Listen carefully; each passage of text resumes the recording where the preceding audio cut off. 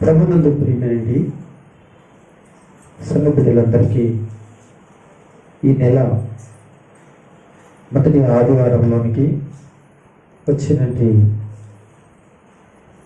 మీ అందరిని బట్టి ప్రభు, మీ కుటుంబాన్ని బట్టి ప్రభు ఆశీర్వదించి బలపరచునుగాక.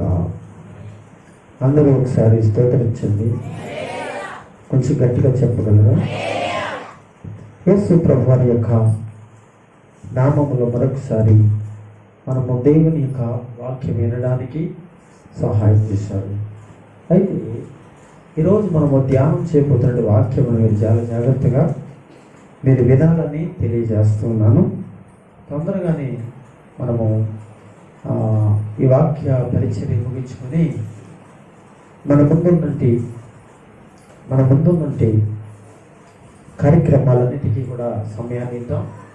అయితే నేను గతించిన వారంలో, అంతకుముందు వారంలో అంటే 2 ఆదివారాలు సున్ని మీరాలను గురించి నేను మాట్లాడటం మీ అందరికీ తెలుసు.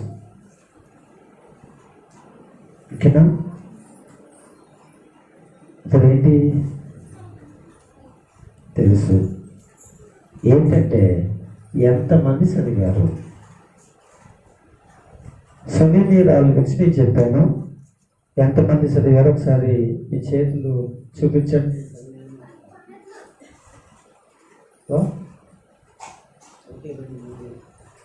కింద 4 కనబడుతుంది. ఇంకా మరి కనవాళ్ళందరూ చదువుకున్నవాడు కాదంటారా? సరే, మీరు చదువుకున్నారో లేదో నాకు తెలియదు, కానీ ప్రభువు చదవమని చెప్పాడు, మీరు చదవాలి. ఎంతమంది చదివారు అనేది కాదు, కానీ ఎంతమంది దేవుని యొక్క మాట విన్నారనేది దీంట్లో తెలిసిపోతుంది. ఓకే, సరిగానండి. ఓకే, సునిమీరాల గురించి నేను మాట్లాడినప్పుడు నిన్న ఆదివారంలోని కొంతవరకు నేను మాట్లాడి ఉన్న విషయాలను వచ్చే ఆదివారం మాట్లాడుకుందామని నేను చెప్పాను. నిన్న ఆదివారం అంశం కాకుండా అంతకు ముందు ఆదివారం అంశం ఏమిటి అంటే సునిమీరాలు ఆతిథ్యమిచ్చే స్త్రీ అని చెప్పి మనం చెప్పుకున్నాం. నిన్న ఆదివారము సునిమీరాలు తన పెనిమిటిని చూచి కదా, అదే మనం మాట్లాడుకున్నాం. దాన్ని ఈ రోజున కంటిన్యూ చేస్తున్నాం.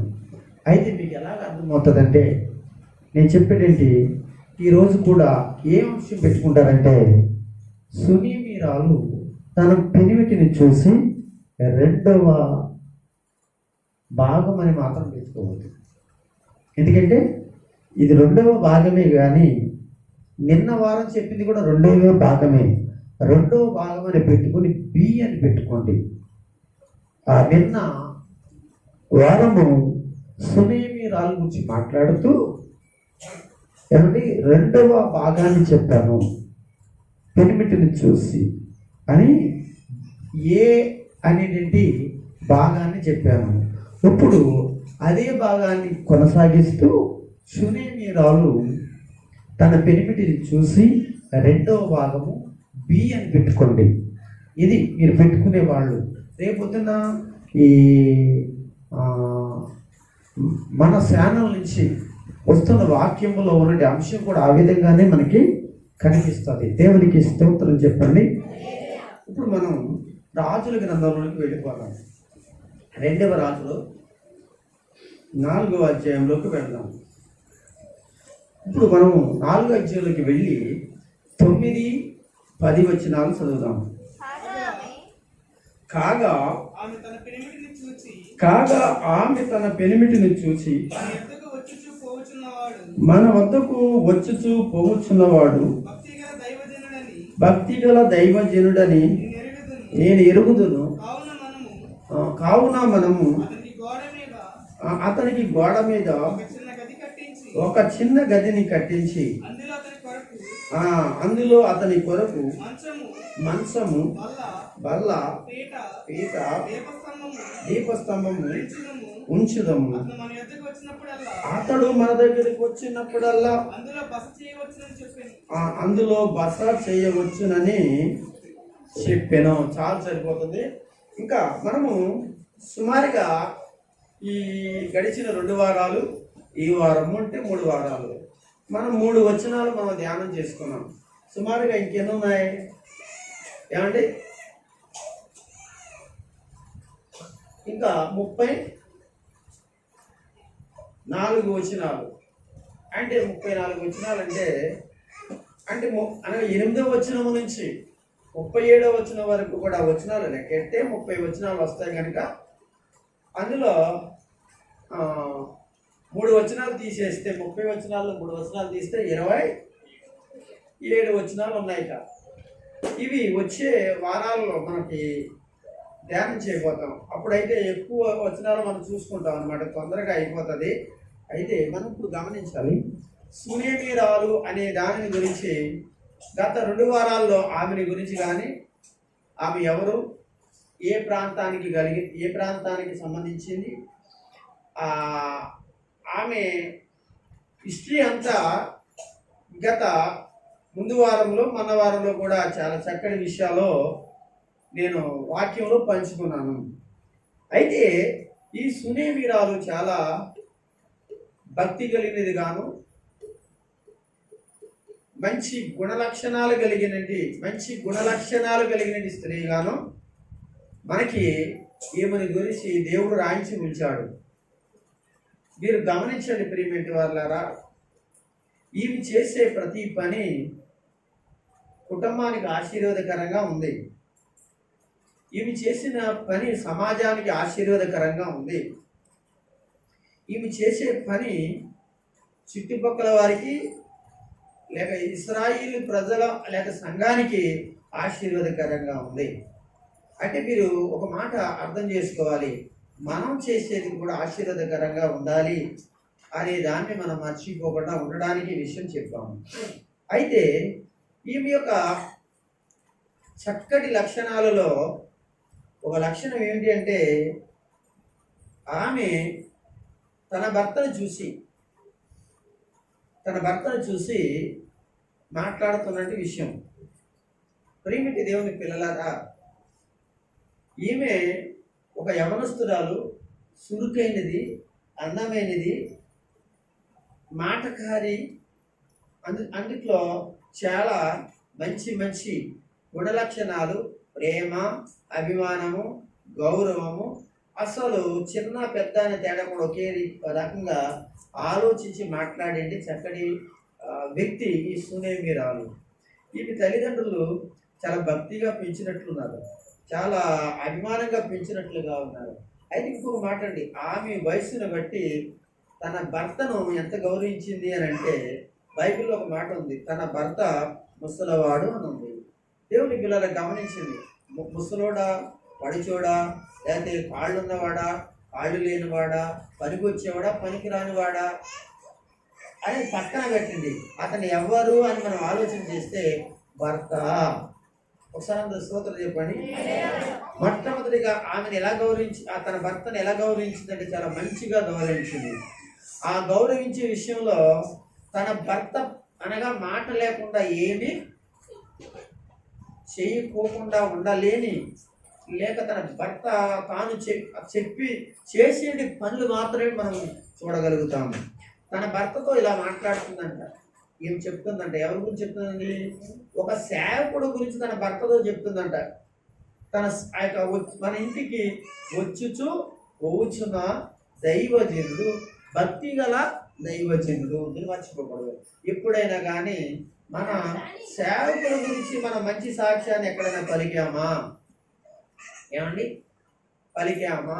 ఒకసారి అందరూ స్తోత్రం చెప్పండి. హల్లెలూయా. శాంతి, ప్రశాంతి.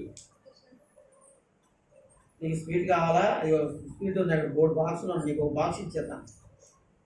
ఏంటి, అందులో కొంటైతే ఒక బాక్స్ ఇస్తాను. ఏడవకో. ఓకే, దేని స్తోత్రం చెప్పండి. మనం ఆలోచించవలసిన విషయం ఏంటో తెలుసండి. ఈమె ఏమంటే తన పెనిమిటిని చూసి మాట్లాడుతున్న మాటల్లో ఆంతర్యాన్ని మనం చాలా జాగ్రత్తగా గౌరవించాలి. అయితే ఎందుకు చెప్తున్నానంటే, అసలు నీ మాట నేను ఎందుకు వినాలి? ఇంకొక మాట, ఆమె తన స్వజనులలో అంటండి ఒక మంచి పేరు కలిగిందంటండి. ఏమండి, ఎవరైనా కొంతమందిని చూడండి, ఏదైనా పేరు కలిగిందనుకోండి, తన ఇంట్లో భర్తనైనా లెక్క లేకుండా తన ఇష్టం వచ్చినట్టుగా పెత్తనాలు చేస్తూ ఉండేటువంటి వాడు చాలామంది లేక మనలేదు. ఒక మాట అంటుందండి, స్వజనులలో నేను ఉన్నాను అంటుందండి. ఒక దిక్కున ఒక మాట, స్వజనులో నేను ఉన్నానంటే అర్థం ఏంటి తెలుసండి? నేను నా స్వజనులో ఉన్నాను అంటే నేను ఏది చేయమంటే చేస్తారో, ఏది మాట్లాడమంటే మాట్లాడతాను. నాకు ఆ పలుకుబడి ఉంది. ఎంత పలుకుబడి ఉన్నప్పటికీ కూడా, ఎంత చక్కటి మాట్లాడే వాక్యత ఉన్నప్పటికీ కూడా, ఆమె దగ్గర ఆమె చేతిలో తాళం చేతులు ఉన్నప్పటికీ కూడా, ఆమె ఇష్ట ప్రకారంగా చేస్తున్నప్పటికీ కూడా తన భర్తని ఎక్కడ పెట్టుకుంది అంటే, ఒక మాటలో చెప్పాలంటే నెత్తి మీద పెట్టుకుంది. దేవునికి స్తోత్రం. స్త్రీలారా, నేను నిన్న వారం కూడా అదే చెప్పాను. మీరు గమనించండి, మిమ్మల్ని బట్టి మీ కుటుంబాల రక్షణ పొందుతాయి. మిమ్మల్ని బట్టి మీ కుటుంబాలు మారు మనసు పొందుతాయి. మీరు చాలా ప్రాముఖ్యమైన పాత్ర కలిగిన వారు స్త్రీలు. మీ కుటుంబాలలో, మీ సమాజంలో, మీ బంధువులలో కూడా మంచి పాత్ర కలిగిన వారు. దేవుని సన్నిధిలో మంచి పాత్ర కలిగిన వాళ్ళు కనుక మీరు మర్చిపోకుండా ఏం చేస్తారంటే, దేవుని పని ఆటంకం లేకుండా ఉండకూడదు అని అంటే, మనము దేవుని వాక్యాన్ని నేర్చుకున్నది మన పిల్లలకి నేర్పి, మన ఇంట్లో ఉన్నది పెద్దవారికి నేర్పి, భర్తలైన వారికి దేవుని వాక్యం తెలియకపోతే వాళ్ళకి నేర్పి ఏం చేయాలి? ప్రభులోకి నడిపించాలి. ఇంకొక మాట, వాళ్ళు ఆ వాక్యాన్ని వినకపోతే, వినకుండానట్లుగా ఉంటే, మందిరానికి రాకపోతే, నువ్వు నేర్చుకున్నావు, నీవు విన్నావు, భక్తి కలిగి ఉన్నావు, జీవించావు, నిన్ను బట్టి వాక్యము లేకుండానే ఏం చేస్తారంటే నీ భర్తలు యేసుక్రీస్తు దగ్గరికి వస్తారు అనే విషయాన్ని మనం తెలుసుకోవడం జరిగింది. దేవునికి స్తోత్రం చెప్పగలరా? హల్లెలూయా. అయితే ఇక్కడ తన భర్తతో చెప్పిన మాట ఏంటంటే, భక్తి గల దైవజనుడు మన గ్రామంలోనికి వస్తున్నాడు, మన పట్టణంలోకి వస్తున్నాడు. చూడండి, ఈమె ఇంకొక మాట చెప్పమంటారా? ఆయన వచ్చుచూ వెళుతున్నాడు. అయితే ఆయనే కొన్ని గంటలు మనతో ఉంటే, కొన్ని క్షణాలు మనతో ఉంటే, కొన్ని రోజులు మనతో ఉంటే, ఏమండి, మన గ్రామానికి, మన పట్టణానికి క్షేమం కలుగుద్ది అనేటువంటి ఆలోచన కలిగిన స్త్రీగా ఉంది. అంటే ఆ దైవజనుడు అక్కడ ఉన్నంతకాలం ఏం చేస్తాడు? ప్రార్థిస్తాడు, పరిచర్య చేస్తాడు, ఆ గ్రామాన్ని, ఆ పట్టణాన్ని ఏం చేస్తాడు? ఆశీర్వదిస్తాడు, దేవుని కొరకే ఆ పట్టణాన్ని నడిపిస్తాడు అని గొప్ప ఉద్దేశం కలిగినది. అంటే ఎంత గొప్ప పాత్ర చూడండి ఈవిడిది. అంటే ఆ ఊరి కోసం, ఆ పట్టణం కోసం, ఆ ప్రజల కోసం ఎంత చక్కటి ఆలోచన కలిగి ఉందో. అందుకే చాలాసార్లు మీ ఇంటికాడ ఒక సువార్త కూటం, లేదా కృతజ్ఞత కూటం, మొక్కుబడి కూటం, ఏ ప్రార్థన అయినా జరిగింది అని అంటే నువ్వు ఎలాగ ఆలోచన చేయాలంటే, చుట్టుపక్కల నశించిపోతుందండి ప్రజల యొక్క హృదయాలను వాక్యము చేత ప్రభు దర్శించి మాట్లాడలేగున దైవ సేవకులను, సంఘాన్ని అక్కడ ఏం చేయాలి? తీసుకుని వచ్చి ఒక ప్రార్థన ఏర్పాటు చేయాలి. సంవత్సరానికి 2 సార్లు అయినా, 3 సార్లు అయినా ఏం జరగాలి? మొక్కుకుంటేనే ప్రార్థన కాదు, ఏదో అవసరత తీరితేనే ప్రార్థన కాదు, ఏదో అన్ని కార్యక్రమాలు దేవుడు చేస్తేనే అది కాదు. దేవుడు అనగా నీ గ్రామాన్ని రక్షించులాగున, నీ గ్రామాన్ని బలపరచులాగన, నీ గ్రామానికి ఎటువంటి కీడు లేకుండా మరి ఉండులాగన నీ వంతేంటో తెలుసా? నీ ప్రాంత ప్రజలకు దేవుని వాక్యాన్ని వినిపించడానికి దైవజనుడు కొన్ని గంటలు, కొన్ని క్షణాలు ఆ ప్రాంతంలో ఉండడం వలన మొదట నీకు ఆశీర్వాదము, ఆ ప్రాంత ప్రజలకు ఆశీర్వాదం అనేటి ఆలోచన కలిగినటువంటి స్త్రీ షూనేమీరాలు. ఒకసారి స్తోత్రించగలరా? ఆమెను బట్టి కొంచెం గట్టిగా చెప్పండి. ఓకేనండి. అయితే ఇక్కడ మీరు గమనించవలసిన విషయం ఏంటంటే, తన భర్తతో అంటుంది, ఈ మాట చెప్తుంది, చాలా జాగ్రత్తగా చెప్తుంది. ఏమని చెప్తుంది అని అంటే ఇలా అంటుంది, కాగా ఆమె తన భర్తని చూసి, తన పెనిమిటిని చూసి, మన వద్దకు వచ్చుచు పోవచ్చున్నవాడు భక్తి గల దైవజనుడని నేను ఎరుగుదును. భక్తి గల దైవజనుడు అని అంటుంది. ఇక్కడ అంటే అతనిని ఏం చేస్తుందో తెలుసా, ఒక భక్తి కలిగిన వాడిగా తన భర్తకి పరిచయం చేస్తుంది. ఎప్పుడూ కూడా కొన్ని పరిస్థితుల్లో మన కుటుంబాల్లో మారలేని వాళ్ళు చూపులు ఆలోచనలు ఎలాగుంటాయంటే, అంటే దైవ భక్తి కలిగిన వారిని, దైవ భక్తి లేని వారిని, వారి యొక్క చూపుల ఆలోచనలు వేరువేరుగా ఉంటాయి. అప్పుడు నీవు భక్తి కలిగిన దానిగా బ్రతికితే, భక్తి కలిగిన దానిగా నీవుంటే, భక్తి కలిగిన దైవజనుడిని లేదా భక్తి కలిగిన ప్రజలైతే ఎలాంటి వారైతే ఉన్నారో వాటిని నువ్వేం చేయాలంటే భక్తిగా చూపిస్తే భక్తి లేని వాళ్ళు భక్తిలోనికి రావడానికి అవకాశం ఉంటుంది. ఇప్పుడు అంటుంది, ఆమెను ఖచ్చితంగా చెప్తుంది ఏమని, అతను అనేక పర్యాయాలు అక్కడికి వచ్చాడు, భోంచేసి వెళ్ళాడు, ప్రార్థన చేసి వెళ్ళాడు, ఆ గ్రాములు సువార్త చేసి వెళ్ళాడు, ఇంతవరకు బాగానే ఉంది. తన భర్తని పిలిచి అంటుంది, ఏమంటుంది తెలుసా, మన గోడ మీద అతనికి ఏం కడదాం, ఒక ఇల్లు కడదాం. ఏం కడదాం? ఇల్లు కడదాం. ఇల్లు కట్టి ఏం చేద్దామంటే దానిలో అతనికి ఒక మంచాన్ని పెడదాం, దానిలో ఏం చేద్దామండి, బల్ల పెడదాం, ఆ దానిలో ఒక పీట పెడదాం, దానిలో ఒక దీపస్తంభాన్ని పెడదాం. ఏమక్కడ ఇచ్చాడు ఇక్కడ అని చెప్తుంది. అయితే ఇతను అనొచ్చు భర్త, ఏ అమ్మాయి ఇదికి వచ్చింది, ఆయన ఏ ఊరు వాడో, ఏ ప్రాంతం వాడో, అతని మనసు ఎటువంటిదో, అతని పరిస్థితి ఎటువంటిదో, ఎందుకు వచ్చినప్పుడల్లా నువ్వు ప్రార్థన చేయించుకుంటున్నావు కదా, వచ్చినప్పుడల్లా కూడా ఏదో కొంత తులమో పలమో ఏదో దేవుని పేరట నువ్వు ఇస్తున్నావు కదా, చక్కటి ఆతిథ్యం ఇచ్చి భోజనం పెడుతున్నావు కదా, ఇది సరిపోద్దులే అనేటువంటి భర్త ఎవరైనా ఉంటే, ఒకవేళ అటువంటి మనసు ఉంటే, ఆ మనసు రాకుండా ఆ దైవజనుడు, ఆ సేవకుడు ఏమండి ఎలాంటి వాడో ఆమె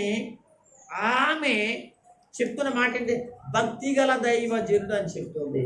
అంతేకాకుండా ఆ దైవజనుడు బట్టి కాదు కానండి, ఏమండి తన భార్యను బట్టి ఏం చేస్తున్నాడో తెలిసి, తాను అక్కడ తన భార్య చెప్తున్నటి మాట విని అక్కడ ఆ దైవజనుడికి కావలసిన ఏర్పాటు తన భర్త తనతో ఏకీభవిస్తున్నాడు. దేవునికి స్తోత్రం చెప్పండి. అంటే మొట్టమొదటిగా ఏం చూశాడు అని అంటే, ఆయన ప్రార్థన పక్కన పెట్టండి, అతను చెప్పిన వాక్యాన్ని పక్కన పెట్టండి, తన భర్త తన భార్య ఆయన దగ్గర నేర్చుకున్న వాక్యం, ఆయన దగ్గర నేర్చుకున్న విధేయత, ఆయన దగ్గర నేర్చుకున్నట్టు గొప్ప ప్రార్థన, ఆయన దగ్గర నేర్చుకున్న విశ్వాసము, ఆయనతో సావాసం చేసినప్పుడు దైవికమైన లక్షణాలు ఏ ఉన్నాయో అది తన భార్యలో చూశాడు. ఎవరో తెలుసా, సునేమిరాలు యొక్క ఏంటంటే భర్త.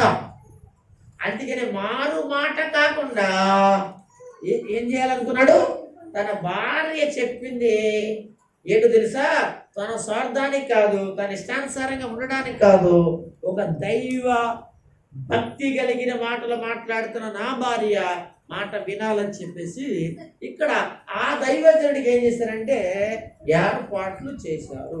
అందరూ ఒకసారి స్తోత్రం చెప్పండి. హల్లెలూయా. ఏర్పాటు చేశాడు. అయితే ఇప్పుడు మనం ఎలాగ అర్థం చేసుకోవాలి,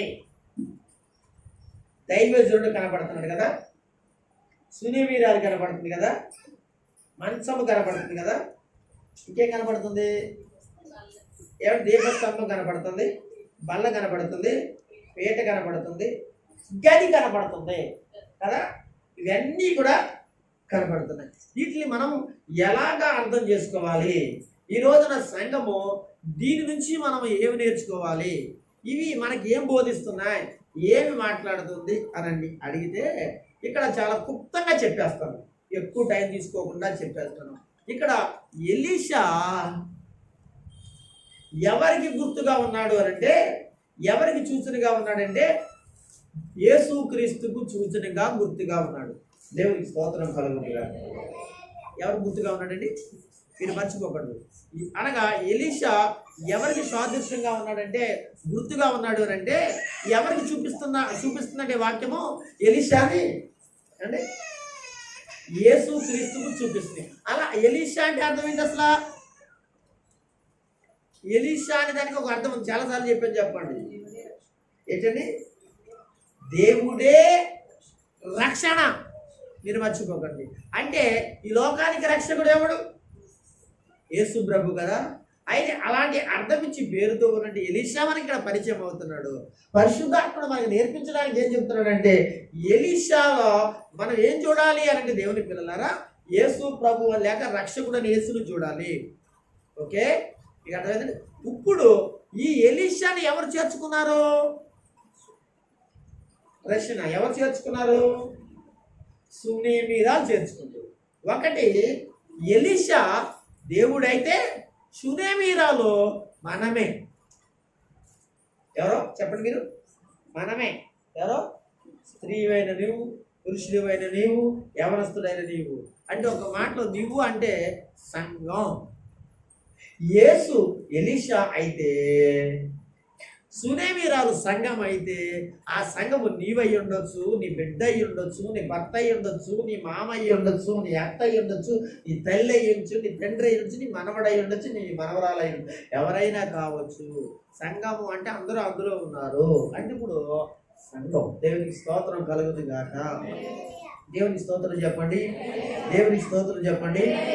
అయితే ఈ వాక్యంలో దైవజనుడు ఎవరికి గుర్తుగా కనబడుతున్నాడు అనంటే యేసుకు గుర్తుగా కనబడుతున్నాడు. ఈ గనురాలు ఎవరికి గుర్తుగా కనబడుతుందంటే మనమే. మర్చిపోకండి, మనమే. దేవుని స్తోత్రం చెప్పండి. అంటే ఇప్పుడు మనం ఏం చేయాలి అంటే యేసు ప్రభువుని మనం ఏం చేయాలంటే ఎక్కడికి తెచ్చుకోవాలంటే మన ఇంటిలోనికి తెచ్చుకోవాలి. మన ఇంటిలోనికి ఎవరు తెచ్చుకోవాలి అంటే నువ్వు ఎవరు తెచ్చుకుంటావో నాకు తెలియదు, కానీ నిజంగా నువ్వు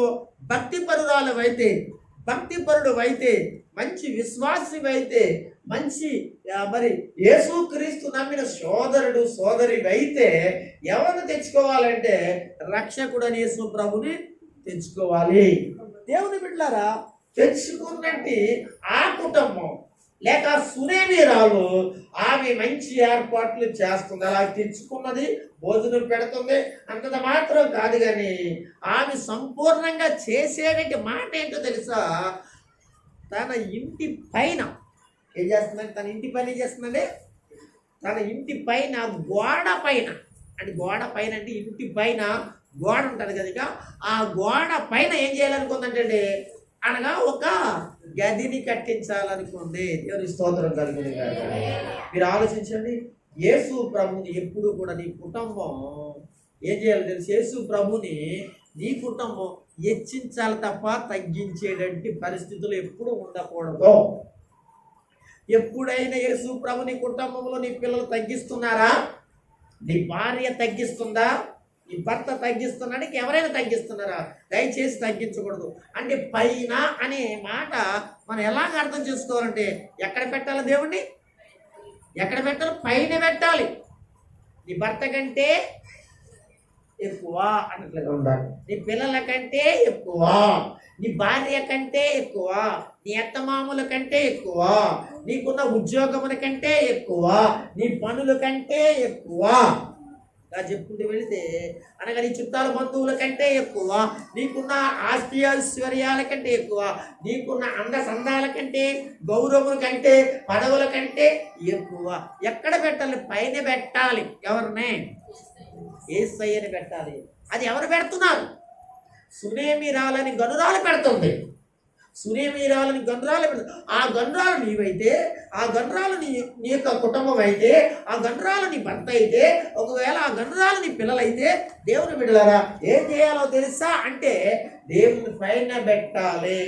పైన అనే మాట పైన గోడ మీద కట్టడం అనేది సామాన్యమైన విషయం కాదు. ఏమంటే ఎప్పుడు నువ్వు ఉండాలనుకునేదానివి, నీ భర్త ఉండాలనుకునేదానివి, నీ పిల్లలు ఉండాలనుకునేదానివి. కానీ మనం అలాగ అనుకుంటాం కదా, నేను ఎప్పుడు ముందుండాలనుకుంటా, పైన ఉండాలనుకుంటాం. కాదండి, ఒకసారి స్తోత్రం చెప్పండి.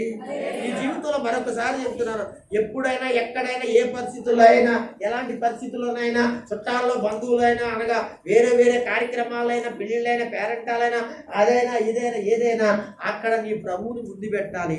అంటే ఉన్నాయన్నీ కూడా ఎక్కడ పెట్టాలి? వెనకన పెట్టాలి. అంటే ఆలోచించండి అని చెప్తున్నాం. దేవునికి స్తోత్రం. ఒకసారి స్తోత్రం చెప్పండి. చాలా చాలా జాగ్రత్తగా ఈమె చూడండి, యేసుని ఎంత పైకెత్తుతుందంటే, ఎంత గొప్ప చేస్తుందంటే, ఈ రోజున సంఘం యేసు ప్రభుని మాత్రమే గొప్ప చేయాలి. దీనికి ఎంత గొప్పవాడు వచ్చినా, అనగా ఎలాంటి మహానుభావుడు వచ్చినా, మాట తీరుగలిగిన వాడు వచ్చినా, రాజకీయంగా వచ్చినా, లేకపోతే బంధుపరంగా వచ్చినా, అది గొప్పవాడని నీకు తెలిసినప్పుడు కూడా యేసుకుంటే గొప్పవాడికి మనకి లేడని విషయాన్ని మనం ఎప్పుడు మర్చిపోకూడదు. ఇప్పుడు ఏం చేయాలనుకుందంటే, పైన ఏం చేయాలంటే గది తీయాలనుకుందండి. దేవుని సోదరులు చెప్పండి, ఏం తీయాలండి? గది. ఏం తీయాలనుకుందండి? గది. అదే కదా, ఒకసారి చదువుదాం వాక్యం. 10 వచ్చిన ఒకసారి చదవండి, మనకి బాగుంటుంది. చాలు. ఏ గది అది? ఏ గదమ్మా? చిన్నదే. స్తోత్రం చెప్పండి ఒకసారి. హల్లెలూయా కదా. ఒకసారి చూడండి, ఎప్పుడైనా ఎక్కడైనా ఏ సందర్భంలో చిన్నది అనే దాని గురించి ఎప్పుడైనా వాక్యం చెప్పాను అనుకోండి, ఎలా చెప్తారో తెలుసా? ఏనండి, మీరు రాసేసుకోండి, ఎలా మనసులో రాసేసుకోండి. చిన్న గది, చిన్న అప్పం. చిన్న గది, చిన్న అప్పం, చిన్న హస్తం అండి, చిన్న గాడిద యొక్క దవడ. అర్థమైందండి? అంటే చిన్నవి గొప్ప కార్యాలు చేశాయి అనే అంశం కానీ తీసుకున్నానంటే, అవి ఎలాంటి కార్యాలు? అవి చిన్నవే. గాడిద దవడ చిన్నదే, గొప్ప కార్యములు చేసింది. ఆకాశంలో కనపడి నంటి ఆ యొక్క మేఘం అది చేతంటే చిన్నదే, ఎంత గొప్ప కార్యం చేసింది. ఇలా చెప్పుకుని చాలా ఉన్నాయండి, చిన్నది అనమాట. ఇప్పుడు దేవుడు కోరుకుంటున్నాడు చిన్నది అంటున్నాడు. చిన్నదిని నిమ్మని ఏం కోరుకుంటున్నాడండి? చిన్నది నిమ్మని ఆయన నుంచి పెద్దది అనగా నీకు లభించేటట్లుగా ఆయన మాట్లాడుతున్నాడు. దేవునికి స్తోత్రం. దేవుని పిల్లలారా, నేను అంటున్నాను, దేవుని సన్నిధిలో ఇక్కడ గది అనేది నీ హృదయం. గది ఏంటండి? హృదయం. నీ గది అంటే హృదయం. అంటే ఇప్పుడు ఆమె ఏం చేసిందంటే, తన భర్త తాను ఒక చిన్న గదినిచ్చారు. ఆల్రైట్గా ప్రకృతిగా ఒక గదిని కట్టించు ఉండవచ్చును, అందులో ఆయన పడుకుండవచ్చును, అక్కడ ఆయన భోంచే ఉండవచ్చును. అయితే దేవుడు ఆత్మీయంగా మాట్లాడుతున్నాడు. తన భర్త సునేమీరాలు కలిపి ఏం చేశారంటే, ఇంకా ఎవరైనా వాళ్ళ ఇంట్లో ఉంటే వాళ్ళు ఏం చేశారంటే, చిన్న గది అనేది హృదయాన్ని వాళ్ళు దేవునికి ఇచ్చారు. దేవుని స్తోత్రం కలుగుతుంది.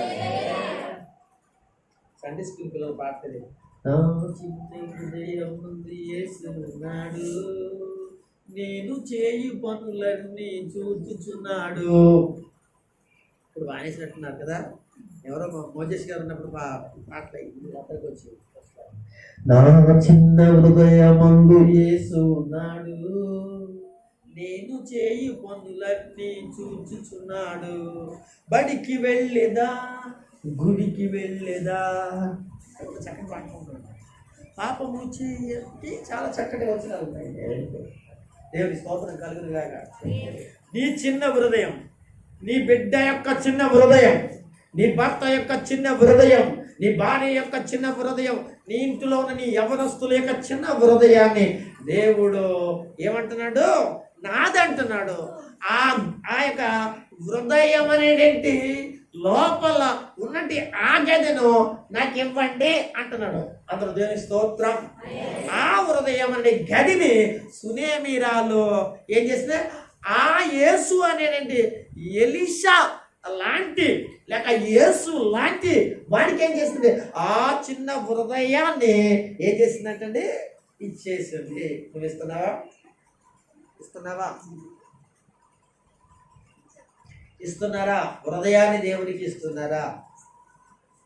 దయచేసి హృదయము నీది కాదు, దేవుడు తాను నీ హృదయములో ఉన్న ప్రతి కల్మషాన్ని కడిగి శుద్ధి చేశాడు.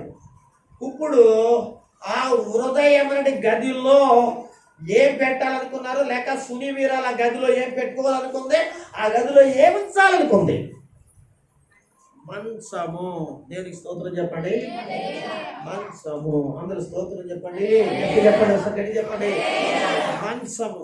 దేవుని బిడ్డ, నువ్వు సునేమిరాలవా, గనురాలవా, సండానవా, లేక ఇదిగో ఆ దైవజనుడు చేర్చుకున్నట్లుగా ఆ దైవజనుడికి గదిని సిద్ధపరిచిన చిన్న హృదయం అనేటి గదిని యేసు కొరకు సిద్ధపరిచినంటే నీ జీవితంలో యేసు వచ్చినట్లుగా నీ హృదయంలో, యేసు అనగా నీ గదిలో సంచరించినట్లుగా, నీ హృదయంలో సంచరించినట్లుగా ఆ యేసు అనేటువంటి వాడిని మీరు ఏం చేసుకోవాలంటే ఆహ్వానించాలి.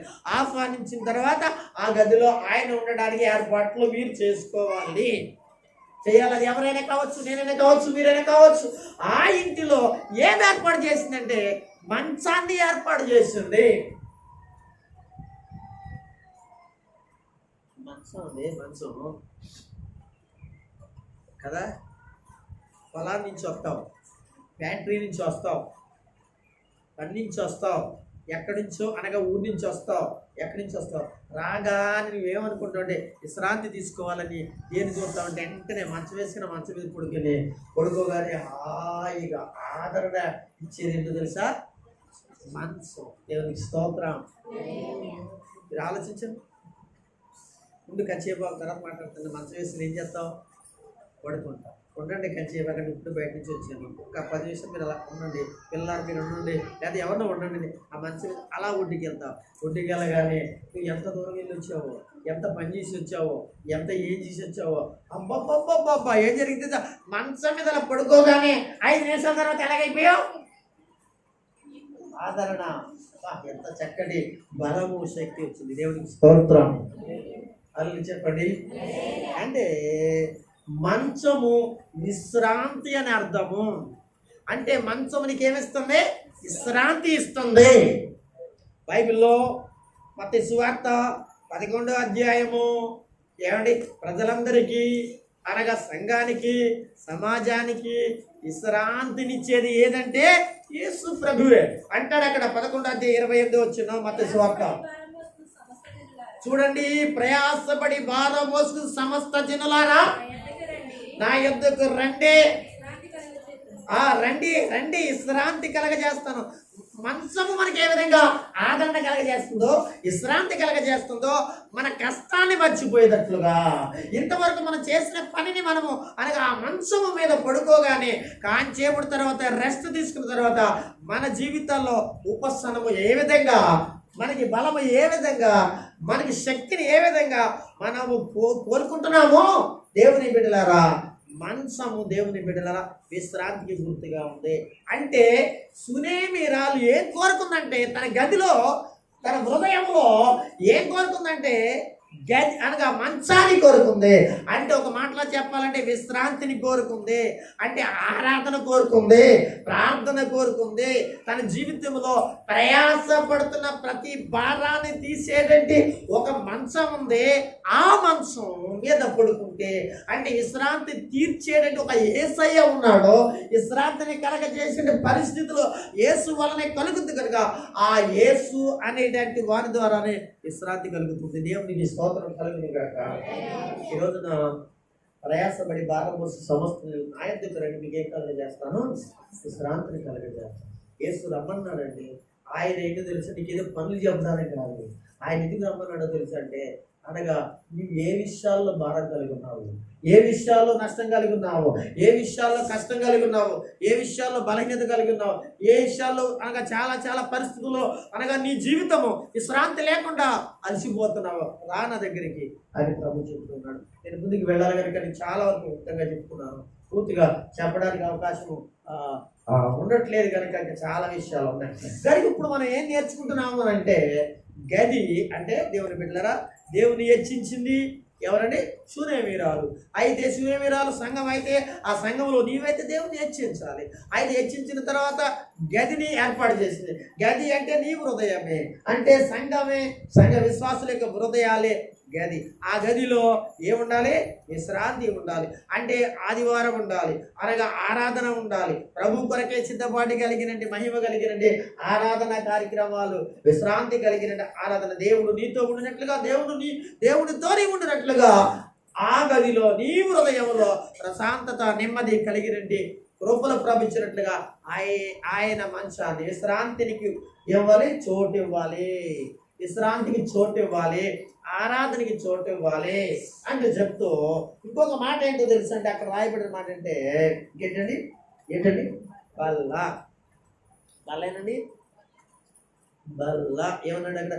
కావున మనము అతనికి గోడ మీద ఒక చిన్న గది కట్టించి అందులో అతని కొరకు మంచమును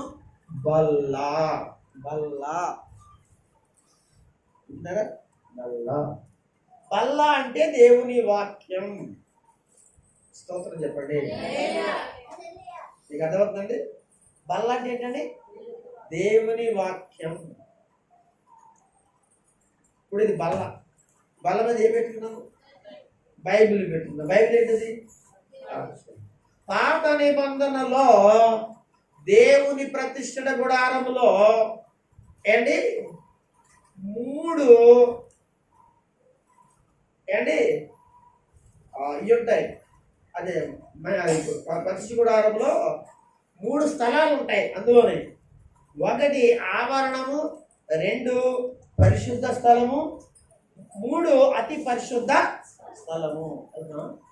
పరిశుద్ధ స్థలము. దేవునికి స్తోత్రం చెప్పండి. ఆవరణంలో ఏముంటుందంటే గంగాళం ఉంటుంది. ఆవరణంలో ఏముంటుందంటే బలిపీఠం ఉంటుంది. ఏమండి? అయితే కొంచెం ఎదరికి వెళ్ళిన తర్వాత లోపలికి వెళ్తానికి గుమ్మం అనగా ప్రతిష్ఠ గుడారంలోకి వెళ్ళగానే పరిశుద్ధ స్థలం ఉంటుంది. ఆ పరిశుద్ధ స్థలములో 3 వస్తువులు ఉంటాయి.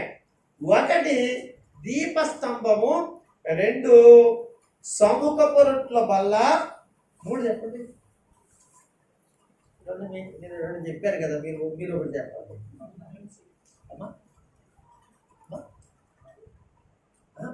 సముఖపు రొట్టెల బల్ల చెప్పా.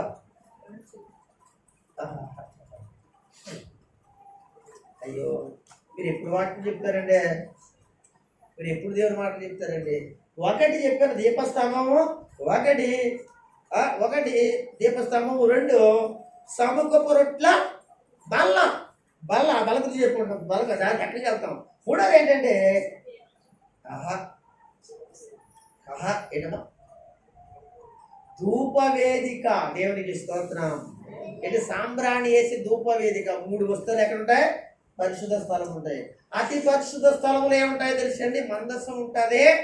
ఆ మందసం లోపల ఏముంటాయంటే ఆరోను సిగిరించే కర్ర, మన్నా గల పాత్ర, దేవుడు మోసేకి ఇచ్చిన 10 ఆజ్ఞల పలకలు దాంట్లో ఉంటాయి. దానిపైన మూత ఉంటుంది. ఆ మూత పైన ఏముంటుందో తెలుసండి? 2 దేవదూతలు అనబడిన కేరుబులు ఇటు అటు ఎదురు బదులు చూస్తున్నట్లుగా ఉంటది. ఆ మందసం, ఆ పెట్టె అతి పరిశుద్ధ స్థలంలో ఉంటది. పైన తెర ఉంటుంది. తెరకు బయట ఏమో ఈ 3 వస్తువులు ఉంటాయి. దానికి బయట ఒక ఆవరణం ఉంటుంది. ఇది 3 స్థలాలు. దేవునికి స్తోత్రం కలిగిన గాక. 2వ స్థలంలో సముఖపు రొట్టెల బల్ల. దేవుని స్తోత్రం చెప్పండి. ఆ బల్ల మీద ఏముంటాయంటే ఎప్పుడు కూడా 2 దొంతర్లు కలిగిన 6 12 రొట్టెలు ఉంటాయండి. దేవుని స్తోత్రం చెప్పండి. ఆ బల్ల, ఇది బల్ల అనుకున్నాం. ఇది బల్ల వేసాం కదా. ఈ బల్ల మీద అంటే ఒక పక్కనేమో ఏముంటుందో తెలుసంటే ఆ బల్ల మీదే 6 రొట్టెలు ఉంటాయండి. దాని పక్కనే మరి 12 రొట్టెలు ఉంటాయి. ఈ యొక్క రొట్టెలు దేనికి సూచనంటే దేవుని వాక్యమునకు సూచన. దేవునికి స్తోత్రం కలుగును గాక. అంతే కదా, వాక్యమునకు సూచన. అంటే ఇప్పుడు ఈ యొక్క బల్ల దేనికి సూచన అంటే వాక్యమునకు చూచాను. సరైన స్తోత్రం చెప్పండి. వాక్యమునకు చూచానా అంటే నీ నీ జీవితంలో ఏం కలిగి ఉండాలి? నీ గదిలో, నీ హృదయం అనే గదిలో యేసుని విశ్రాంతి స్థలమైనప్పటికీ కూడా, నీ గది విశ్రాంతి స్థలమైనప్పుడు కూడా, దేవుడికి అవకాశం ఇస్తున్నప్పటికీ కూడా, ఆరాధన జరుగుతున్నప్పటికీ కూడా, అయితే ఇంకేం ఉండాలి? నీ హృదయంలో వాక్యం ఉండాలి. దేవుని స్తోత్రం చెప్పండి. వాక్యం ఉండాలి. ఎక్కడికి వెళ్ళినా వాక్యం ఉండాలి. ఎక్కడ కూర్చున్నా వాక్యం ఉండాలి. ప్రార్థన చేసిన వాక్యం ఉండాలి. ఆరాధించిన వాక్యం ఉండాలి. ఎక్కడికి వెళ్ళినా నీ హృదయం అనే గదిలో ఎవరు ఉండాలి? వాక్యం ఉండాలి. అంటే ఇప్పుడు ఈ సునేమిరాల్లో ఏం తెచ్చుకుంటుందంటే విశ్రాంతిని తెచ్చుకుంటుంది. ఆ గదిలోనికి విశ్రాంతిని తెచ్చుకుంటుంది. ఆరాధన తెచ్చుకుంటుంది. దేవుని యొక్క మహిమను తెచ్చుకుంటుంది. ఇంకా తెచ్చుకుంటుంది. దేవుని వాక్యాన్ని కూడా తెచ్చుకుంటుంది. అందరూ కూడా స్తోత్రం చెప్పండి. బైబిల్ గ్రంథంలో ఒక మాట ఉంది కదా, కీర్తన 2వ వచనం. ఆ యొక్క హృదయంలో మనం ఏం చేయాలి అక్కడ రాశాడు. 1, 2 యెహోవా ధర్మశాస్త్రమునందు చూడండి అనగా వాక్యము చేత ఆనందించుచు హృదయములో దేవుని వాక్యమును ధ్యానం చేయని గదిలో ఏముండాలి? వాక్యం అనే ధ్యానం ఉండాలి. అందరు గట్టిగా స్తోత్రం చెప్పండి. హల్లెలూయా. దేవుని ప్రియమైన దేవుని బిడ్డలారా ఆలోచించండి. నీకు వాక్యము చాలా అవసరం. సముఖొప్ప రొట్ల వల్ల ఇక్కడ వాక్యం అని మనం చూసుకుంటున్నాం. అంటే సునేమిరాలు తన గదిలో వాక్యం అనే బల్లను తెచ్చుకున్నట్లుగా మనం చూస్తున్నాం. ఈరోజు నీ ఇంట్లో వాక్యం ఉందా? నీ బిడ్డల్లో వాక్యం ఉందా? నీ భార్యలో నీ వాక్యం ఉందా? నీ యొక్క కుటుంబంలో నీ యజమాని యొక్క జీవితంలో వాక్యం ఉందా? నీ ఇంట్లో ఎవరైతే ఉన్నారో వారిలో వాక్యం ఉందా? వాక్యం ఉండాలి. వాక్యం ఉన్న కుటుంబం సునేమిరాలే, గనురాలే. ఆ గనురాల ఇంటిలో వాక్యం ఉంది. ఆ గనురాల ఇంటిలో ఆరాధన ఉంది, విశ్రాంతి ఉంది. అనగా ఆరాధించేటండి కృపలు అక్కడ ఉన్నాయి. కనుక గనురాలు అనుకుంటే ఇవన్నీ ఉండాలి. ఇంకా కొంచెం ముందుకు వెళితే ఏం చెప్పాడు ఇక్కడ మనం జాగ్రత్తగా పరిశీలన చేద్దాం. చూద్దాం ఏమని. కావున మనము అతనికి గోడ మీద ఒక చిన్న గదిని కట్టించి అందులో అతని కొరకు మంచం ఉంచేసాం, 2 బల్ల ఉంచేసాం. తర్వాత ఇంకోటి ఏంటంట? పీట. దేవుని స్తోత్రం చెప్పండి. ఏంటంటే పీట. మీ ఇంట్లో పీటలు ఉన్నాయండి? అమ్మా మీ ఇంట్లో పీటలు ఉన్నాయా? అంటే పీటలు ఉన్నాయా? మా ఇంట్లో ఉన్న పీటలు, మీ ఇంట్లో పీటలు ఉన్నాయా? అది ఒక చెక్కతో చేసిన పీటలు. ఇప్పుడు ఏంటండి ప్లాస్టిక్ చేసిన పీటలు. వాటిని మనం ఏంటున్నాం? స్టూల్స్ చిన్న స్టూల్స్ కదా చెప్తున్నాం. ఎవరికి పీటలు అంటే చెక్కతో చేయడం. పీట వేసుకుని ఏం చేస్తాం? మనం కూర్చుంటాం, అన్నం తింటాం. అనగా ఒకేరొకరే మాట్లాడుకుంటాం. పీట వేసుకుని ఏం చేస్తాం? మనం ఒక మాటలో చెప్పి కూర్చుంటాం అని చెప్పాలి. దేవుని స్తోత్రం చెప్పండి. అంటే పీట ప్రార్థన. ఏంటా వెనకాల చెప్పండి. పీట ఏంటి? ప్రార్థన. అంటే ఈ సునేమిరాలు తన కుటుంబంలో, తన గదిలో, లేక తన హృదయంలో ఏముంచాలనుకుంది? ప్రార్థన ఉంచాలనుకుంది. దయచేసి ప్రార్థన ఉందా మీ ఇంట్లో? ప్రార్థన ఉంటుందా? ఉండకపోతే దయచేసి ఉండేటట్లుగా ఈ రోజైనా ప్రయత్నించండి. ఆలోచించండి. నీ భర్తకు, నీ పిల్లలకు, నీకు, నీ కుటుంబానికి, నీ వాళ్ళందరికీ ప్రార్థన ఉండాలి. ప్రార్థన. నీ ఇంటిలో ప్రార్థన ఉందా? నీ గదిలో ప్రార్థన ఉందా? నీ హృదయంలో ప్రార్థన ఉందా? ఆలోచించు. ప్రార్థన. ఇక్కడ వాక్యం చదివిస్తుంది. అంటే 141 కీర్తనలో ఒక మాట ఉంటుంది. ఒక మాట ఉంది కదా, 1, 2 వచ్చిన చదవండి.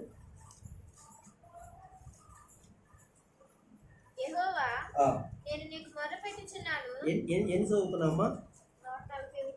140. చదువు. యెహోవా నేను నీకు మర్ర పెట్టుచున్నాను, నా వద్దకు త్వరపడి రమ్ము. నేను మర్ర పెట్టగా నా మాటని చెవియొగ్గుము. నా ప్రార్థన ధూపం వలె నేను చేతులు పైకెత్తుట సాయంకాలము నైవేద్యం. దేవుని స్తోత్రం కలుగును. మీరు ఆరాధనలో కానీ ప్రార్థనలో కానీ ఎప్పుడైనా ఏ కూటాల్లో కానీ చేతులు ఎత్తండి అన్నారనుకోండి. పాస్టర్ గారు అన్నారనుకోండి, మీరు చేతులు ఎత్తారనుకోండి, ఏంటంటే దేవునికి ఈ చేతులు ఎత్తడం వల్ల ఏంటంటే నైవేద్యం పెడుతున్నారండి. దేవునికి స్తోత్రం కలుగుతుంది కాదు. చేతులు ఎత్తుట నైవేద్యం, ప్రార్థనని ధూపం దేవునికి పెట్టారు. అక్కడ అంటే మళ్ళీ చదువు ప్రార్థననే అంటే ప్రార్థన పీట అంటే ప్రార్థన. నీ ఇంట్లో ఎలాంటి పీటలు ఉన్నాయి? చెక్క పీట ఉందా? మంచిది. ప్లాస్టిక్ పీట ఉందా? మంచిది. ఇనప పీట ఉందా? మంచిది. లేకపోతే సిమెంట్తో చేసిన పీట ఉందా? మంచిది. లేకపోతే ఎండుతో చేసిన పీట ఉందా? మరీ మంచిది. బంగారంతో చేసిన పీట ఏముందా? చేయించుకునే వాళ్ళు లేరండి. ఆ మధ్యన కొన్ని సంవత్సరాల కిందట గాలుడు ఒకడు చేయించుకోలేదండి. కుర్చీలు మంచాలు అయ్యి ఆడుకుంటూ బాత్రూములు కూడా ఏం చేయించుకున్నాడా? ఏంటంటే బంగారంతో ఏం చేయించుకున్నాడు అంటండి కదా. చేయించుకుంటారు. ఏ పీట, ఎలాంటి పీట, నీ బంగారం పీట ఉందో, ప్లాస్టిక్ పీట ఉందో, చెక్క పీట ఉందో, ఏ పీట ఉందో నాకు తెలియదు, కానీ ప్రార్థన అనే పీట నీ దగ్గర ఉందా? నీ పీట నీదే. నీ భార్య పీట లేదు. మా ఆవిడ పీట ఉందంటే కుదరదు. అప్పుడప్పుడు పిల్లలు అంటారు, మా అమ్మ పీట మా నాన్న పీట ఉందంటారు. కుదరదు కదా. ఎవరి పీట వాళ్ళది. దేవుని స్తోత్రం చెప్పండి. పీట ప్లేటా? ప్లేటా పీట? పీట ప్లేట్ కాదండి. దేవునికి స్తోత్రం కలుగును గాక. ఎవరి పీట మీద వాళ్ళ కూర్చోండి. ఎవరి పీట వాళ్ళకు ఉండడం మంచిదండి. ఒకవేళ లేకపోతే మీ పిల్లల దగ్గర పెట్టిన వాళ్ళకు ఒక పీట వేయండి. వాళ్ళ చిన్నపిల్లలకి పీట ఏంటంటే చిన్నపిల్లలకి పీట వేయండి. చిన్నపిల్లల్ని పెద్ద పిల్లలకి పీట వేయాలి. కనుక వాళ్ళ దగ్గర కూర్చోబెట్టి ప్రార్థన నేర్పించండి. ప్రార్థనలో కొనసాగించినట్టుగా చేయండి. పీట ప్రార్థన. ప్రార్థన ఉందా? ప్రార్థన ఉండాలి. అసలు ప్రార్థన రోజున అసలు డ్యూటీ మానేయి. ప్రార్థన రోజున అనగా నీ పనులని మానేసుకో. ప్రార్థన ముఖ్యం నీ పిల్లలకి. ఆ స్కూల్ మార్పించే, లేకపోతే ఒకేరే ఎక్కడికైనా వెళ్ళేది ఆ రోజు మార్పించే. పీట వేసే. దేవుని స్తోత్రం కలుగును గాక. ప్రార్థన ప్రార్థన ప్రార్థన. ఆ ప్రార్థన తనకి పనిచేస్తుంది. ఆ ప్రార్థన తన కుటుంబానికి పనిచేస్తుంది. ఆ ప్రార్థన తన భవిష్యత్తుని మార్చుతుందండి. దేవుని స్తోత్రం కలుగును గాక. బైబిల్లో ఆదికాండం మొదలుకుని ప్రకటన గ్రంథం వరకు కూడా ప్రార్థన పరిస్థితులను మార్చాయి. ఒకసారి అందరూ స్తోత్రం చెప్పండి. పరిస్థితులు మార్చలేదండి. ఈ రోజున దేవుని బిడ్డలారా, ప్రార్థన మీ కుటుంబాల పరిస్థితులు మార్చియా లేవా? గట్టిగా చెప్పండి. మార్చినీయండి. గట్టిగా దేవుని దగ్గర చెప్పండి. ఆమేన్, హల్లెలూయా. నా జీవితంలో పరిస్థితులు మార్చాయండి. ప్రార్థన అనే పీట ఎవరి పీట వాళ్ళకి ఇచ్చేసారని కూడా రేపొద్దున మీ పిల్లల గురించి మీరు చూడక్కర్లేదు. వాళ్ళు ఆ పీట మీద కూర్చుంటారు. వాళ్ళ పరిస్థితులు వాళ్ళే మార్చేసుకుంటారు. నేను దానికోసం చెప్తున్నానండి. వాళ్ళకి ప్రార్థన రాదు, వాళ్ళ ప్రార్థన చేయటం రాదు, వాకరించడం తెలీదు, అసలు ఎలా ప్రార్థన చేయాలో తెలీదు. ఆ ప్రార్థన చేసే ఆ బిడ్డలు ఆ సమయంలో ఎక్కడెక్కడ ఉంటారు. వాళ్ళు ఏం చేయాలంటే ప్రార్థన అనే పీఠం దగ్గర కూర్చోబెట్టండి. పీఠ మీద కూర్చోబెట్టండి. ఏమంటే సేవకుల దగ్గరికి వస్తే మందిరంలో మీతో ఉంటే వాళ్ళు మనం అందరం ప్రార్థన చేస్తుంటే వాళ్ళు కూడా ఒక పీట వేసుకుంటారు. రాత్రి ఎలిసిపెట్టండి, మోకాళ్ళ మీద తప్పకుండా కొట్టేసి ఆరాధన చేసేసి ఎలాగంటే ఆత్మతో ఊగుతున్నట్టు ఊగేస్తుందండి ఎలిసిపెట్టి. దేవుని స్తోత్రం చెప్పండి. రాత్రి కదా, దేవుని స్తోత్రం. అల్లు చెప్పండి. ఎంతసేపు కొంతసేపు కంచేపు అంటే చాలా సేపు ఎవరిని పట్టించుకుంటా. పీట, ఆ పీటలో ఉన్న శక్తి గనుక దేవుని పిల్లలు మన పిల్లలకు మన దగ్గర కూర్చోబెట్టుకుని, లేదా మందిరంలో సేవకుల దగ్గర కూర్చోబెట్టుకుని మనందరం కలిసి ప్రార్థన చేసుకుంటుంటే వాళ్ళకు కూడా ఒక పీట వేసేసుకుంటాం. నువ్వేం ఒక్కలేదు పీట. ఈరోజు చిన్నప్పటి నుంచి నీ పిల్లలకి పీటలు వేస్తున్నావా? టీవీ కాడ పీటలు వేస్తున్నావు. అలాగా ఎవరంటే స్నేహితులని వాళ్ళ దగ్గర పీటలు వేస్తున్నారు, జాగ్రత్త. ఇంటికాడ పీటలు వేస్తున్నాడు, ఆదివారాలు మానేసి జాగ్రత్త. ఆడపిల్లలకి మగపిల్లలకి చెప్తున్నా, పీటలు అక్కడక్కడ వేసారంటే ఆ పీటలు లోక సంబంధమైన పీటలు, ఆ పీటలకు అతికిపోతారు, జాగ్రత్త. ఇంకా అసలు అంటికి పోతే ఇంకా మీ జీవితంలో మీరు ఎంతకాలం ఏడ్చినా, నాతో చెప్పి ఏడ్చి ప్రార్థన చేయించిన కుదరదు, జాగ్రత్త. దయచేసి మీ పిల్లల ప్రార్థన సమయాలలో ఎక్కడ ఉండాలంటే మీతో ఉండాలి. చెప్తారు కౌరులు ఏంటి వర్కులు ఉన్నాయని, లేకపోతే అనగా ఎక్కడికో అనగా రాసుకోవడానికి వెళ్ళాలని, లేకపోతే ఏదో ఉందని. ఇప్పుడు ఎవరికి లేదు, అందరికి ఉంది. అంటే వాళ్ళకంటే బాగా చదువుకున్న వాళ్ళకి బాగా లేదంటారా? లేదు. ఎందుకు లేదు? కానీ ప్రార్థన అనే పీట చాలా ముఖ్యం మీ పిల్లలకు. చదువు అనే ముఖ్యం అనగా ఎంత అవసరమో ప్రార్థన కూడా అంత అవసరం. ఎందుకో తెలుసు అంటే వాళ్ళ భవిష్యత్తులో చదువులు బాగోవాలన్నా, వారి జీవితాలు బాగోవాలన్నా మనం ఎంతవరకు చెప్పి మనం ప్రార్థన ఎంతవరకు చేయగలుగుతాం? వాళ్ళంతటా వాళ్ళకి ప్రార్థన వస్తే వాళ్ళంతటా వాళ్ళు చేసుకుంటే ప్రార్థన. ఏమండి చిన్నప్పుడు ఏమండి స్నానం చేస్తాం, బట్టలు వేస్తాం, ఏమండి ఆ తర్వాత ఏంటి ఏదో చేస్తాం. పెద్ద అయిన తర్వాత కూడా ఏమంటా బీరువాలో ఉన్నాయి తీసుకోవాలి,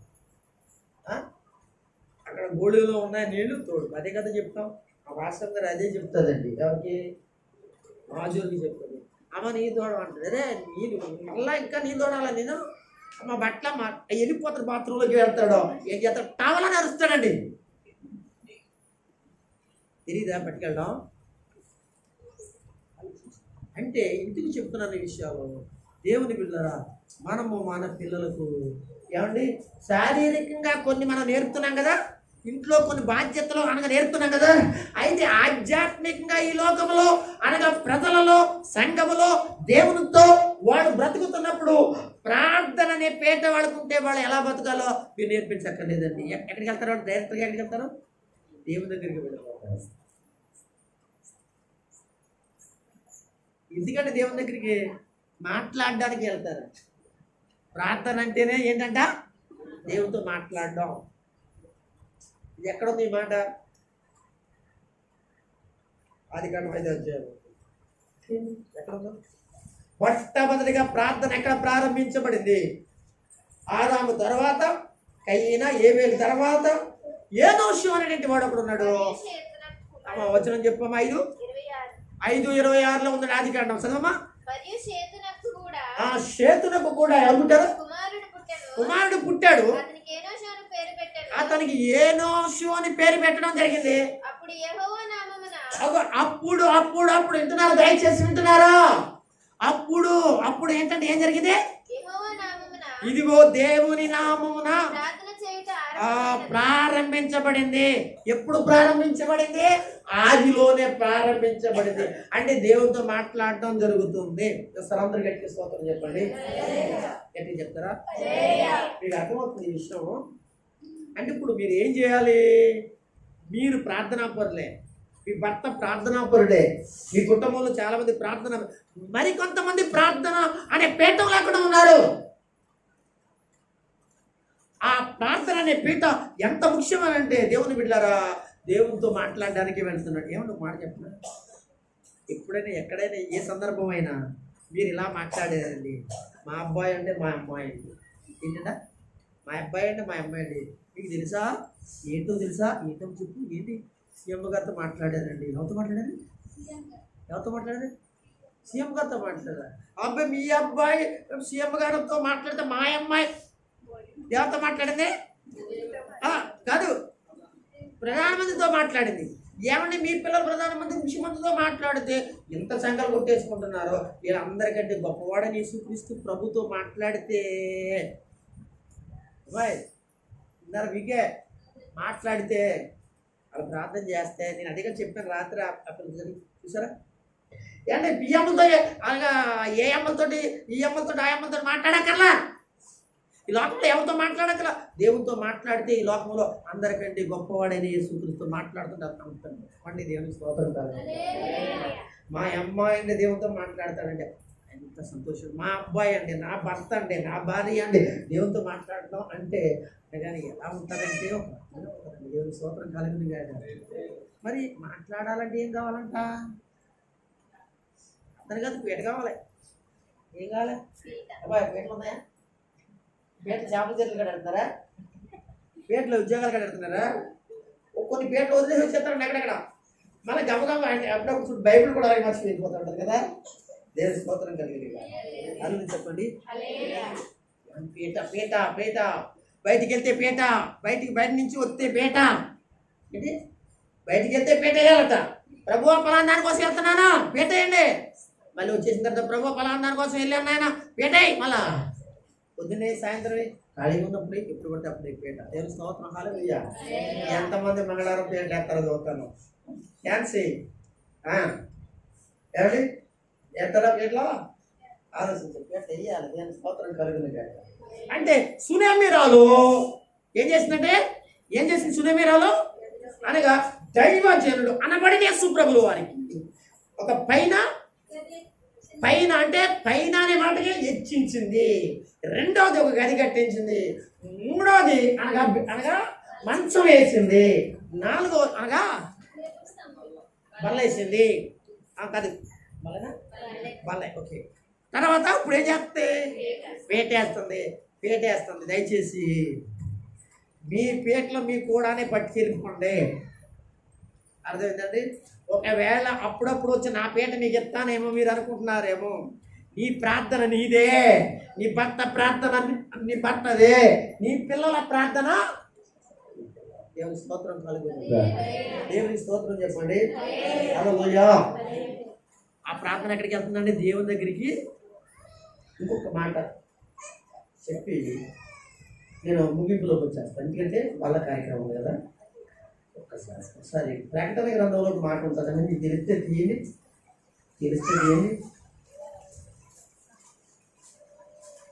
ఒకసారి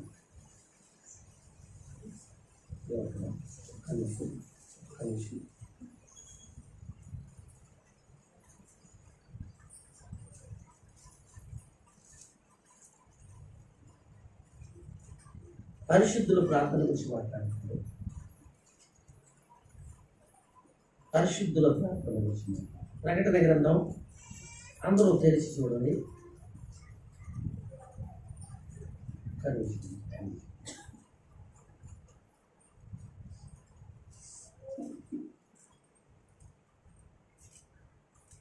ఓకే, 8వ అధ్యాయము 3, 4, 5 వచ్చినారు కింద. కాబట్టి స్పీడ్ చేస్తుందండి.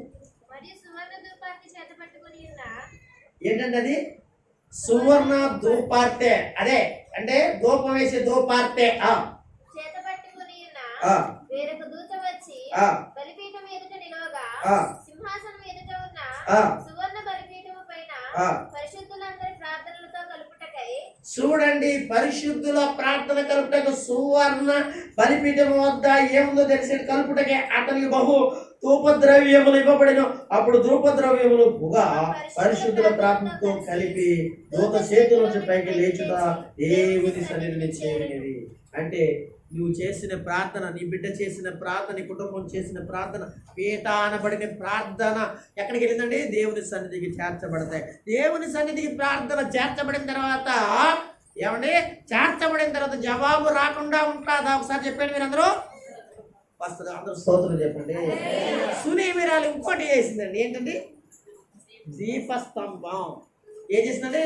గదిని కట్టించింది. తర్వాత నెక్స్ట్ ఏం చేసింది? మంచం వేసింది. ఆ మంచం వేసిన తర్వాత బల్లని పెట్టింది. బల్ల అంటే వాక్యం అని చెప్పాను, వాక్యం కలుగుందని చెప్పాను.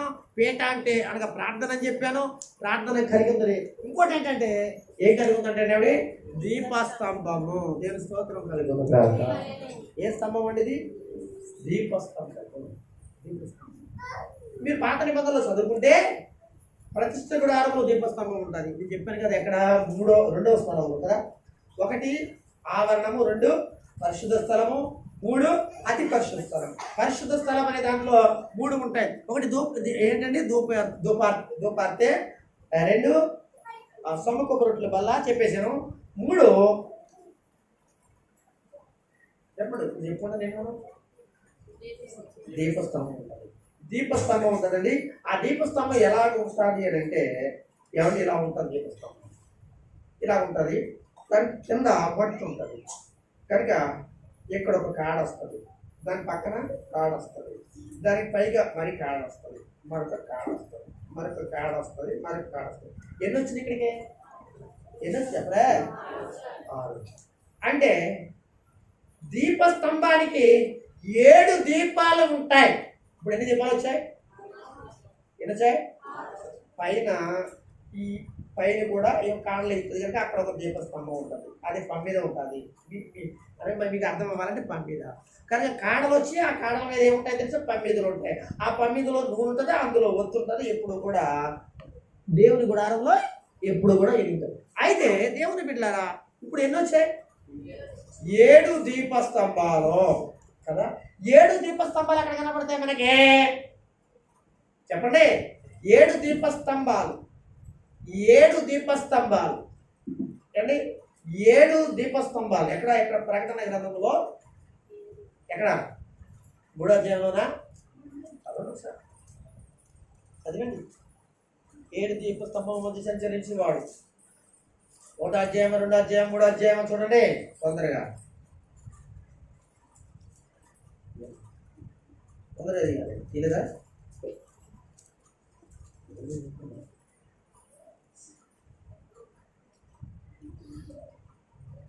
ఓకే, 2వ అధ్యాయం 2వ వచనం చదవండి. ఎఫెసీలో సంఘపు దూతకు ఇలాగ రాయము, 7 నక్షత్రములు కుడి చేత పట్టుకుని 7 దీప స్తంభముల మధ్య సంచరించు వాడు చెప్పు సంగతులు ఏమనగా. ఇక్కడ 7 దీపస్తంభములు అంటే అని ఉంది. అంటే 7 దీపస్తంభాలు ఏంటో చెప్పంటారా? దేవుని బిడ్డలారా, 7 సంఘాలను గురించి మాట్లాడుతున్నాం. 7 సంఘాలైన భూమి మీద ఉన్నాయి కాదు. 7 అంటే సంపూర్ణం. అంటే భూమి మీద అంటే అన్ని దేశాల్లో ఉన్న సంఘాలని అర్థం ఇచ్చేటట్టు 7 అనే సంఖ్య సంపూర్ణం. అయితే ఇక్కడ యేసయ్య ఎక్కడ ఉన్నాడంటే స్తంభముల మధ్య ఉన్నాడు. అంటే మీరు ఒక మాట మీరు గమనించండి. అంటే ఆ దీపస్తంభం ఎవరో కాదు కానీ సంఘములని మరి చోట చెప్తాడు, మరో చోట ఆ దీపస్తంభం ఎవరో కాదు కానీ యేసు ప్రభువే ఆ దీపస్తంభం. దేవుని స్తోత్రం చెప్పండి. హల్లెలూయా, హల్లెలూయా. యోహాను సువార్త 8వ అధ్యాయం తొందరగా చదవండి. తొందరగా అయిపోతాం మనం. లాస్ట్కి వచ్చేసి 8:12 ఒకసారి చదివేయండి. 8:12లోకి వచ్చి మరలా యేసు నేను ఈ లోకమునకు ఒకసారి సరిపోతుంది. ఈ లోకానికి ఏమై ఉన్నాడంటే వెలుగు, దీపస్తంభం. ఆయన ఎవరంటే దీపస్తంభం. ఒకసారి అందరూ దేవుని స్తోత్రం చెప్పండి. హల్లెలూయా, దేవునికి మహిమ కలుగును. యేసయ్య దీపస్తంభం అయి ఉన్నాడు. అయితే ఈ దీపస్తంభమైన ఆయన లోకాన్ని ఏం చేయాలనుకున్నాడు? వెలిగించాలి అన్నాడు. ఆ దీపస్తంభం ఆయన అయితే ఈ పక్కన ఇటు 3 రేఖలు అటు 3 రేఖలు పైనిటారుగా కనబడుతున్న రేఖ ఈ రోజున సంఘమై ఉన్నది. దీపస్తంభములో ఎవరున్నారు?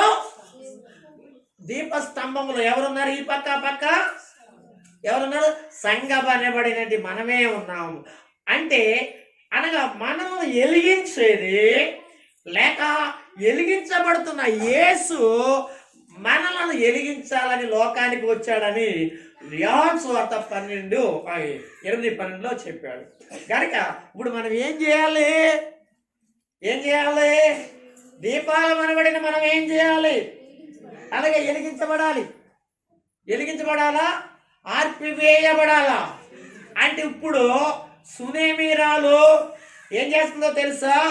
తన గదిలోనికి, తన మనసులోనికి, తన జీవితంలోనికి ఏమేం తెచ్చుకుంటుందో తెలుసా? అవన్నీ మీరు తెచ్చుకోవాలి. విశ్రాంతిని తెచ్చుకోవాలి, అంటే ఆరాధన తెచ్చుకోవాలి. ఇంకేం తెచ్చుకోవాలి?